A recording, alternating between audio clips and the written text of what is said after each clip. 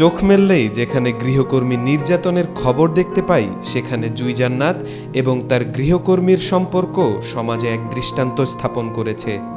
মানবিকতা, ভালোবাসা আর সম্মান মানুষকে কতটা কাছাকাছি এনে দিতে পারে তা বোঝা যায় জুই জান্নাত এবং তার গৃহকর্মীর সম্পর্ক দেখলে। কাজের সম্পর্ক ছাড়িয়ে তারা যেন আত্মিক বন্ধনে আবদ্ধ। কিভাবে তারা এই বন্ধনে আবদ্ধ হলেন, চলুন জেনে আসি জুই জান্নাতের কাছ থেকে। পরিবার নিয়ে সবাইকে নিয়ে ঈদ কেমন কাটলো আপনার? আলহামদুলিল্লাহ, আমার বাবা একটু অসুস্থ, তারপরও আলহামদুলিল্লাহ ভালোই কেটেছে। জি, আপনার বাবার অসুস্থতা? আমার বাবার একটু বয়স হলে যা হয় আর কি, মানে জ্বর তো, এখন একটু ভালো আলহামদুলিল্লাহ, ঠিক আছে।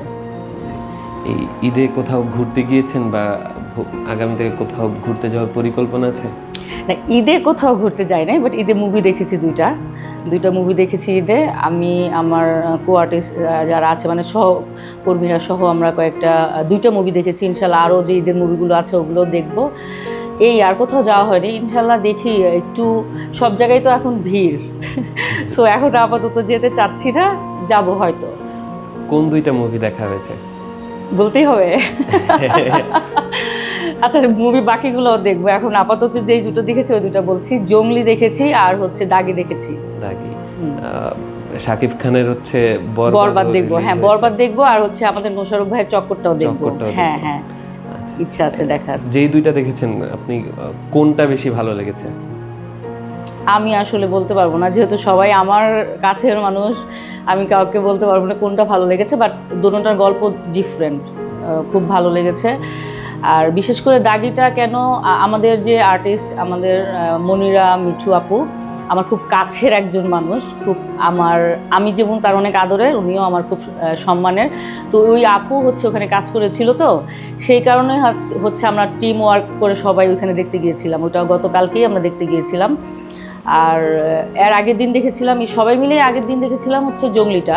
আবার নেক্সট হয়তো কোনোদিন আমরা বরবাদ, তারপর চক্কর, আই থিঙ্ক চক্করই তো না, আমরা দেখতে যাব। আরেকটা হচ্ছে কন্যা, সজল ভাইয়ের কন্যাটাও দেখার ইচ্ছা আছে। হ্যাঁ, আচ্ছা, যাই হোক, তাহলে আমি ওইটা মনে হয় একটু প্রমোশনের দিক দিয়ে হয়তো বা আমি একটু পিছিয়ে গেছে, আমি জানি না, সরি, আমি আসলে তেমন একটা দেখি নাই। সো মুভিগুলো দেখবো। ঈদের সময় মুভি দেখাই হয়, আর সময় দেখি আর না দেখি, বাট ঈদের সময় মুভিগুলো দেখতে ভালোই লাগে। সেটা হচ্ছে আপনার যেই হেল্পিং হ্যান্ড আছে, তার বাচ্চার সাথে আপনার ভিডিও নিয়ে খুব আলোচনা হচ্ছে, সামাজিক যোগাযোগ মাধ্যমে সেটা ভাইরাল। এই বিষয়টা কিভাবে শুরু করা বা কোন দৃষ্টিকোণ থেকে আপনি এটা করছেন? আচ্ছা, আমি প্রথমে বলি, এই ভাইরাল জিনিসটা না আমার খুব ভয় লাগে। মানে কোনো কিছু ভাইরাল হলেই না, যে মনে হয় কি ওইটার পেছনে সবাই লেগে যায়। এটা যে এই ভিডিওটা যে ভাইরাল হবে আমি কিন্তু জানতামই না। হ্যাঁ, আমি জাস্ট হচ্ছে হাবিবার আগে কিন্তু হাবিবার ভাই ওমর ফারুক, ও কিন্তু ওর মার সাথে আমার বাসায় আসতো। তখন ওকে নিয়ে অনেক ভিডিও আমি ছেড়েছি, ছোটো ছোটো। ও হচ্ছে খুব সুন্দর সুন্দর গজল কি বলে, গায়েই তো না নাকি, গজল করতো, ওগুলো আমি রেকর্ডিং করতাম। ও আমার সাথে হচ্ছে দেখা যায় আমরা বারান্দায় বসে একসাথে খেতাম। মানে ওই সময় থেকে আমার আসলে না কোনো ইন্টেনশন ছিল না যে ভিডিও ভাইরাল করতে হবে বা ভাইরাল হবে বা কিছু একটা। আমি কিন্তু ভিডিওতে আপনি নিশ্চয়ই দেখেছেন, আমি বাসার একদম নর্মাল গেট আপে, আমার চুলও আঁচড়ানো নাই, একদম সিম্পল। আমার হচ্ছে কি, ও তো ছোট মানুষ, ওর অ্যাক্টিভিটিসগুলো খুব ভালো লাগে। ও হচ্ছে আমাকে আপা বলে, একটু বলে, এখন আপা করে একটু ডাকতে পারে। ওর মাকে যেহেতু আমি আন্টি ডাকি, সেই হিসাবে হচ্ছে ও আমাকে আপা বলে। তো আমার মাথায় ছিল না যে এই ভিডিওটা এইভাবে ভাইরাল হয়ে যাবে। ওর সাথে কিন্তু আমার অন্য আরও ভিডিও আছে। হুট করে আমি দেখলাম কি, ও মাই গড, এটা এত মানুষ দেখতেছে এবং হচ্ছে সবাই অ্যাপ্রিসিয়েট করতেছে। আমার মনে হয় যে 400-500 কমেন্টের মধ্যে মনে হয় 4-5 জন হচ্ছে নেগেটিভ ছিল, আর সবাই হচ্ছে পজিটিভলি ছিল। ব্যাপারটা আমার কাছে ভালোও লেগেছে, কিন্তু না, আমার একটু লজ্জাও লেগেছে যে আমি না এইসবের সাথে কখনোই না, যে ভাইরাল হয়ে যাবে বা কোনো কিছু। আর আমি ওই রকম চিন্তা করে আমি আসলে ভিডিওগুলো আপলোড দিই নাই। মানে প্রি প্ল্যানিং থাকে না, যে একটা ভিডিও আপলোড দেওয়ার আগে আমরা প্রি প্ল্যানিং, আর ওই বাচ্চা নিয়ে তো আর প্ল্যানিং করা যায় না। আপনি নিশ্চয়ই মাত্র দেখলেন যে তাকে বসানোই যাচ্ছিল না। তো আসলে হচ্ছে ওই ওর দুষ্টুমি খুনসুটি, আমার সাথে একটু দুষ্টুমি, আমি ওর মা যতক্ষণ কাজ করে আমি ওকে ততক্ষণ রাখি। দেখেন আমাদের হচ্ছে কি, মানে আমাদের সোসাইটিটা এমন হয়ে গেছে, আমরা এখন আমাদের মধ্যে আমি জানি না আমাদের মধ্যে কেন জানি মানুষের থেকে মনুষ্যত্বটা চলে যাচ্ছে দিন দিন, মানে মনুষ্যত্ব বোধটা দিন দিন খালি মানুষ থেকে মানে হারিয়েই যাচ্ছে, কেন জানি আমি জানি না। তো আমি কয়েকটা ছবি আমার সোশ্যাল মিডিয়াতে দেখলাম যে হেল্পিং হ্যান্ডের বাচ্চাদের সিঁড়িতে রাখা হয়, গ্যারেজে মানে কি বলে রেখে আসতে বলে, বা গেটের বাইরে বসে থাকে, মা ভেতরে কাজ করে। আচ্ছা এখন আপনি বলেন, ঘরে আসলে হচ্ছে সোফাতে বসে সোফাতে, হ্যাঁ আপনি নিজেই তো দেখলেন, এসে দেখলেন তো যে হ্যাঁ ফারুক সোফার মধ্যে শুয়েছিল, টিভি কার্টুন দেখতেছে। তো আমার না এই জিনিসগুলো আমার কেন জানি ভালো লাগে না। দেখেন আপনি মানুষ, আমি মানুষ, ওনারাও মানুষ, একই আল্লাহর সৃষ্টি, তাই না? একই কিন্তু আল্লাহর সৃষ্টি, তাহলে কেন ভেদাভেদ থাকবে? হয়তো আল্লাহ তাআলা ওনাকে ওনার কোনো কর্মের কারণে উনি হয়তো উপরে উঠতে পারে নাই, আমি হয়তো একটু পেরেছি, আপনি হয়তো আর একটু বেশি পেরেছেন, এই তো, আর কিছু না। তো এদেরকে যদি আমরা একটু সাহায্য করি, যেমন হাবিবার মা কিন্তু অন্য কোথাও কাজ করতে পারতেছে না, কারণ হচ্ছে উনি 4 বছর কাজ করে, মাঝখানে শুধু হচ্ছে উনি ওনার প্রেগনেন্সির সময় হচ্ছে উনি 6-7 মান্থের মতো, মানে তখন আমি বলছি যে লাস্ট মোমেন্টে খাড়া থাক, দরকার নেই। তো মেয়ের বয়স যখন আবার 3 মাস হয়েছে, সাথে সাথে উনি কিন্তু চলে আসছে। আমি কাজেও নিয়েছি, কারণ এই মহিলা কোথায় যাবে, অন্য কোথাও তো কাজে নিচ্ছে না, বাচ্চা নিয়ে এই যে দুষ্টুমি করে। আমার ঘরে কিন্তু অনেকেই কমেন্ট করেছে যে আপনার বাসায় তো কিছু ভাঙে না, এই জন্য বোঝেন না। ও কিন্তু আমার অনেক কিছু নষ্ট করে, কিন্তু এখন আমার বাচ্চা থাকলে নষ্ট করতো না। তো আমি ওই হিসাবটাই দেখি। তো আমার মধ্যে না ওইটা কখনোই কাজ করে না। আমি কিন্তু রাস্তায় চলতে পথে যদি আমি রাস্তায় কোনো যে ভিক্ষুকদের কোনো বাচ্চাও যদি দেখি ছোট কিউট লাগে, আমি কোলে নিয়ে ফেলি। আমার মধ্যে ওইটা নাই, কখনোই নেই, এটা কেন জানি আমি জানি না, আমার মধ্যে ওইটা নাই। তো আমার কথা হচ্ছে কি, ওদেরকে যদি আমরা একটু সাপোর্ট দেই, একটু ভালোবাসি, ওরাও হচ্ছে আমাদেরকে ওইটাই ব্যাক করে। এমন না যে আমি হাবিবার মাকে আমি শুধু একা সাপোর্ট দিচ্ছি, উনিও কিন্তু আমার জন্য করতেছে। হ্যাঁ, ওনার ছোটো বাচ্চাটা নিয়ে কষ্ট করে কাজ করছে আমার এখানে। এই তো সবারই উচিত আসলে এইরকম একটু হেল্প করা। কিন্তু কয়েকটা কমেন্ট লিখেছে যে ওদেরও কিছু দোষ আছে, ওরাও এইটা করে ওইটা করে। এটা কিন্তু আসলে ট্রু, অনেক সময় অনেক ক্ষেত্রে কিন্তু হয়। অনেক ক্ষেত্রে কিন্তু দেখা যায় গৃহপরিচালিকার কারণে অনেক রকমের দুর্ঘটনা ঘটে, যে কাজের মেয়েরা দুর্ঘটনা ঘটায়, বা যারা মানে থাকে তারাও করে। কিন্তু আসলে কি ওইটা হচ্ছে আলাদা। দুর্ঘটনা যে কোনো জায়গায় যে কোনো কারোর সাথে ঘটতেই পারে, ওগুলা নিয়ে তো আর চিন্তা করলে তো হবে না। আমি চিন্তা করি না, এটা হচ্ছে আমি সব কিছু একটু সিম্পল ওয়েতে পজিটিভলি দেখি, সেটা যে কোনো কিছুই হোক। আপনি যেটা বললেন যে হচ্ছে কমেন্টস, সেখানে ভালো কমেন্টস যেমন থাকে, খারাপ কমেন্টস অনেকগুলো থাকে। ভালো কমেন্টসগুলো যেমন আমাদেরকে উৎসাহিত করে, খারাপ কমেন্টসগুলো কিছুটা প্রভাব অবশ্যই ফেলে। ওই খারাপ কমেন্টসগুলোকে আপনি কিভাবে ডিল করছেন? না আমি আসলে আমার ফেসবুকের মধ্যেও আমি কখনো খারাপ কমেন্ট তেমন একটা পাই না। যেটা হোক, আমি যে কোনো ধরনের ছবি বা যে কোনো কিছু আমার কাছে খুব খারাপই লাগে, মানে খারাপ কমেন্টটা দেখলে আমার মনে হয় যে না থাকে, এটা বন্ধ করে দিই, দরকার নেই।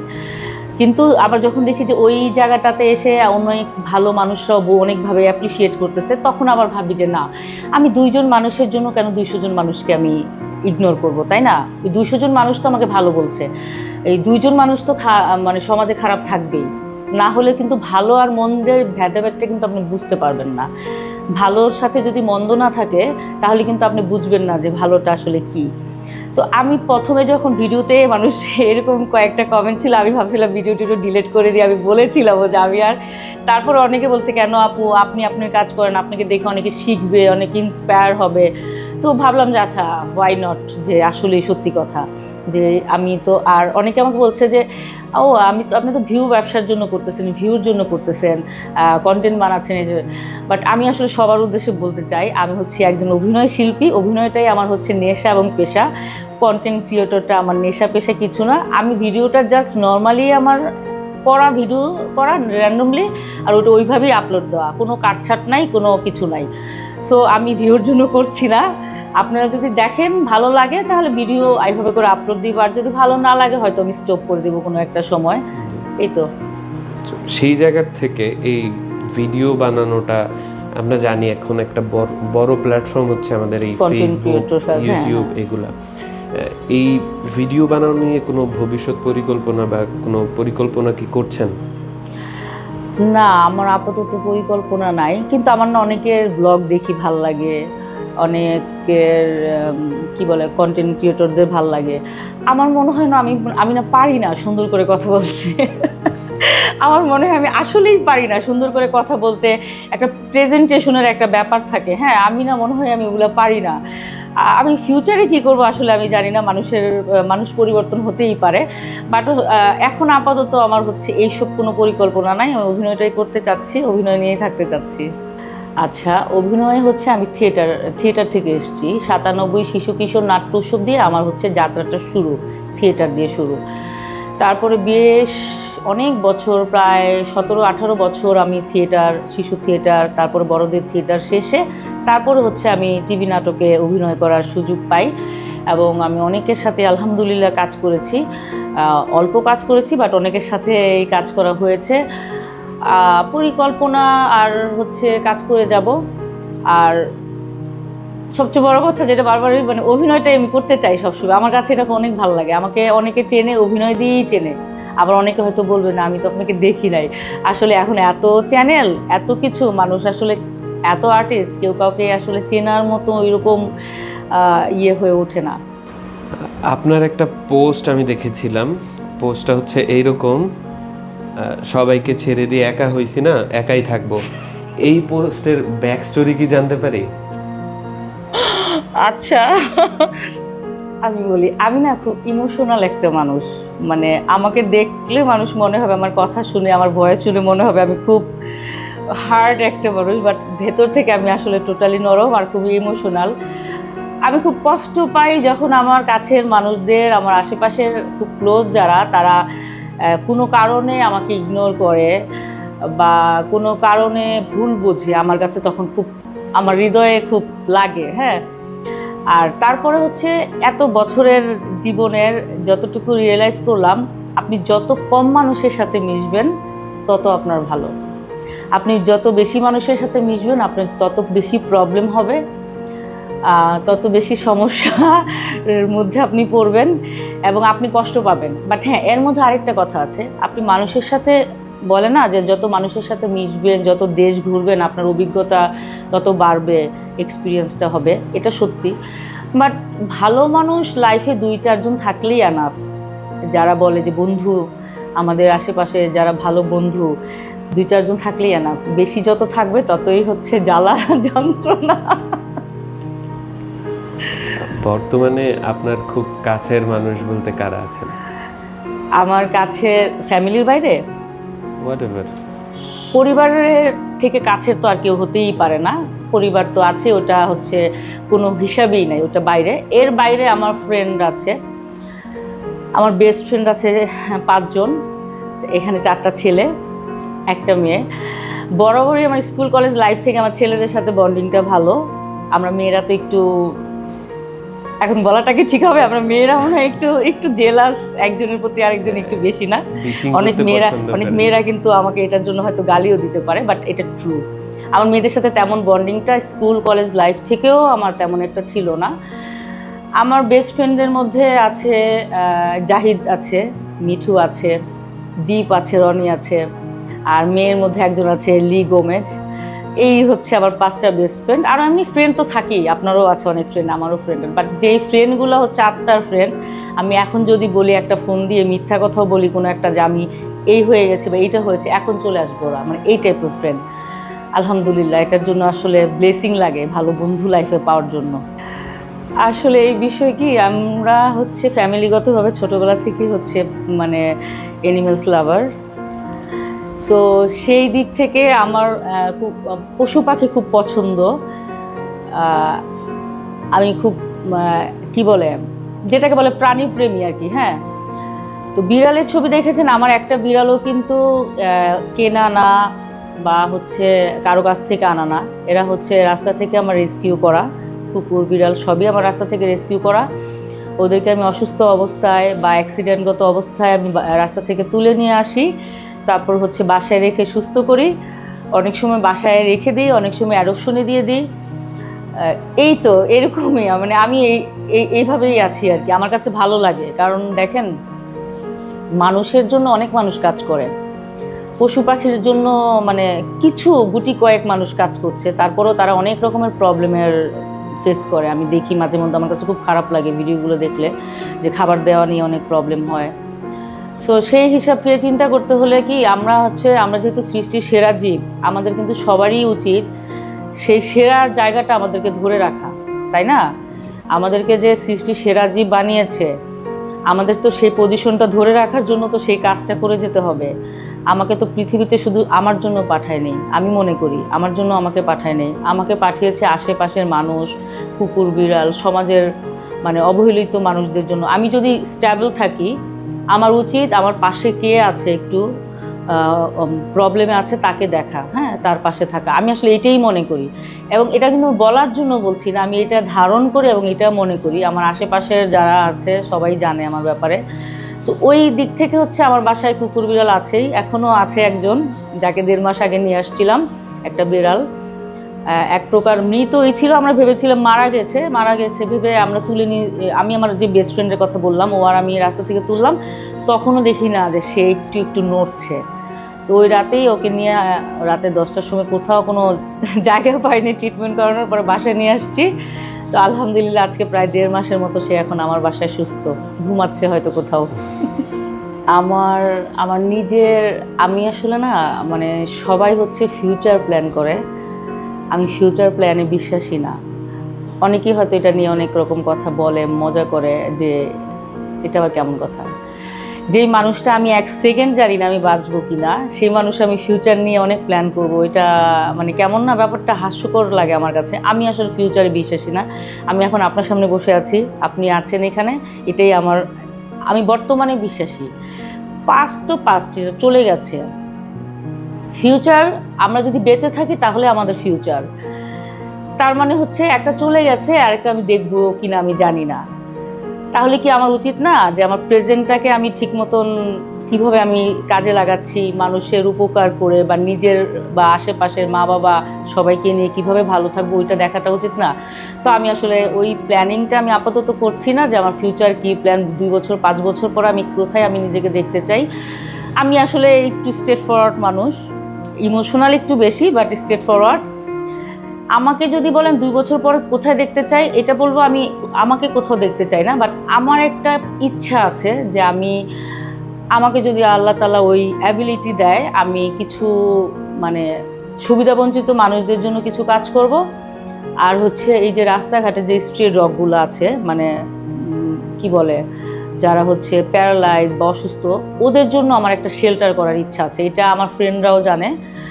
আমার ফ্রেন্ডরা তো আমাকে মাঝে মধ্যে বলে আমি নাকি পুরো পৃথিবীর সব পশু পাখির মা। আমার ফ্রেন্ড জাহিদ আমাকে দুষ্টমি করে বলে, কোথাও গেলে আমি যেখানেই যাই, সেটা দেশে হোক বাইরে হোক, ঢাকার বাইরে হোক, যেখানেই যাই। আমরা একবার বান্দরবনে ঘুরতে গিয়েছিলাম, ওইখানে আমার এক ফ্রেন্ড বলতেছে, এই যে দেখ তোর চলে আসছে, তোকে আমরা 10 জনের মধ্যে কাউকে চিনলো না, দেখ তোকে ঠিকই চিনে ফেলছে মাদার তেরেসা, এরকম দুষ্টমি করে। যাই হোক, আমি এত বড় মানুষের নাম নিয়েছি, আমি এত বড় কেউ না। তো ওদের জন্য আমার আসলে কাজ করার ইচ্ছা আছে। মানুষের জন্য তো মানুষ করছে, আপনি দেখবেন সমাজে কিন্তু মানুষের জন্য মানুষরা অনেক কিছু করছে, কিন্তু ওদের জন্য 2-1 জন ছাড়া কেউ কিছু করছে না। তো আমার ওদের জন্য কিছু করার ইচ্ছা আছে, একটা শেল্টার করার প্ল্যানিং আছে। আমি জানি না ওইটা আদৌ কি জীবনে হবে কিনা। আর হচ্ছে সুবিধাবঞ্চিত মানুষদের জন্য কিছু একটা করার ইচ্ছা, মানে যে তাদেরকে কিছু হেল্প করে দিলাম শেষ তা না, মানে স্বাবলম্বী করার জন্য কিছু যদি করা যায়। কারণ ভিক্ষা জিনিসটা কিন্তু কারোর জন্যই ভালো না, মানে এই জিনিসটা হাত পেতে খাওয়াটা কিন্তু খুব খারাপ একটা ব্যাপার। মানে আপনি একজন মানুষকে তুলে নিয়ে একটা কাজ শিখিয়ে যদি ওকে কোনো কাজে বসিয়ে দেন, ওইটা হচ্ছে মেন, ওইটা দিয়ে করে খাবে। কিন্তু আজকে আপনি একজনকে 500 কেন 5,000 টাকাও যদি এমনি দিয়ে দেন, ও কিন্তু কালকে এসেই ওইটাই আবার করবে। সো আমি ওইটা চাই না, আমি ওইভাবে চাই যেন কিছু মানুষকে আমি স্বাবলম্বী করে দিয়ে যেতে পারবো, এবং সারা জীবন যেন ওই কাজটা করেই সে যেন তার জীবিকা অর্জন করতে পারে। এটা আমার ইচ্ছা আছে। আমি জানি না আমি পূরণ করতে পারবো কিনা, এটা উপরওয়ালা বলতে পারবে। অসংখ্য ধন্যবাদ আপনাকে। আশা করছি আপনার সামনের দিনগুলো আপনার পরিবার, আপনার কাছের মানুষজনদের নিয়ে ভালো কাটবে। আমাদের আজকালের দর্শকের উদ্দেশ্যে যদি শেষ কিছু বলতেন। আচ্ছা, আপনাকেও ধন্যবাদ প্রথমেই। আর আরেকটা হচ্ছে, দর্শকদের উদ্দেশ্যে আমি একটা কথা বলবো, যদি আমার এই কথাটায় যদি একটা মানুষও যদি মানে ইন্সপায়ার হয়, আমি আসলে অনেক কৃতজ্ঞ থাকব। যে আপনারা আপনাদের যেহেতু কথা হচ্ছে আমার বাসার হেল্পিং হ্যান্ডে নিয়ে, আমি কিন্তু ওটাতে ওইটা তো আছেই, ওনাদেরকেও দেখবেন এবং আশেপাশের আপনারা চেষ্টা করবেন যে আপনার আশেপাশে কে আছে, কার কি প্রয়োজন আপনার দিক থেকে, মানে আপনি যেই অবস্থানেই থাকেন না কেন সেই অবস্থানে আলহামদুলিল্লাহ বলে তার জন্য কিছু একটা করার চেষ্টা করবেন। ওটাই হচ্ছে অনেক কিছু। দেখেন, আমাদের সমস্যা হচ্ছে কি, আমরা আল্লাহর কাছে শুকরিয়া আদায় করি না কোনো কিছুতে। আমরা যে অবস্থা, দেখেন আমি আজকে আমি যখন আমার থেকে উপরে অনেক আছে, আবার দেখেন আমার থেকে নিচেও অনেক আছে, তো যদি আমি নিচের দিকে তাকাই তাহলে কিন্তু আমার কিন্তু বলতে হবে আলহামদুলিল্লাহ আমি অনেক ভালো আছি। হ্যাঁ, কিন্তু আমরা না, দেখা যায় কি আমরা শুধু ছুটি, আমাদের খালি ছোটা, এটা লাগবে ওইটা লাগবে, আমাদের শুধু লাগবেই। আমার মনে হয় মানুষকে আল্লাহ তাআলা কখনো কোনো কিছু দিয়ে সন্তুষ্ট করতে পারবে না। তো আপনারা সবসময় মানুষের পাশে থাকবেন, চেষ্টা করবেন। আর হ্যাঁ, অবশ্যই পশু পাখিদের, রাস্তার আশেপাশের আপনাদের যে কুকুর বিড়াল আছে ওদেরকেও একটু দেখার চেষ্টা করবেন। আর বাসার হেল্পিং হ্যান্ডদের জন্য আপনারা একটু যদি কমফোর্ট জোন রাখেন, যাদের ছোট বাচ্চা আছে, তাহলে দেখবেন ও আপনাদের বাসার জন্য, আপনাদের জন্য অনেক কিছু করবে এবং কাজটা অনেক সুন্দরভাবে করবে, তার মনটা কাজে থাকবে। আর যদি সে বাচ্চাটা বাইরে রেখে আসে তাহলে কিন্তু তার মনটা ওখানেই পড়ে থাকবে, কাজ ঠিক মতো করতে পারবে না। সো সবাই ভালো থাকবেন। আজকালের দর্শকদের অনেক অনেক ধন্যবাদ এবং আপনাকেও ধন্যবাদ। আর সবচেয়ে বড় কথা, আমার জন্য সবাই দোয়া করবেন, আমি যেন সবসময় সুস্থ থাকতে পারি।